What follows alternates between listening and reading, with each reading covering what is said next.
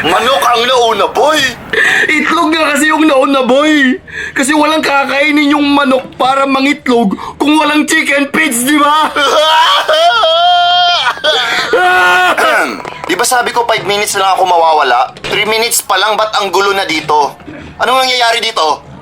Sir, may mga nagsigawan po pag alis nyo. Sino yung mga nagsisigawan? Sila Tyron po. Ako?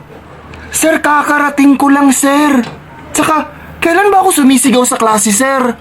Hindi ko kayang magsigaw-sigaw sa klase, sir. Kanina ka ba nga panay sigaw eh? O, di ba? Narinig nyo yun? Hindi ako yung sumisigaw, sir. Class, I'm so disappointed.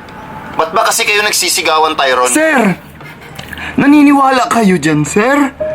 Hindi ko kayang magsigaw-sigaw dito, sir. Hindi ko kayang sigawan yung mga classmates ko. Hindi ko sila kayang murahin. Mahal ko yung mga classmates ko, sir. Woo! Tyron Idol! Pakis! Wow, that was a very heartwarming message.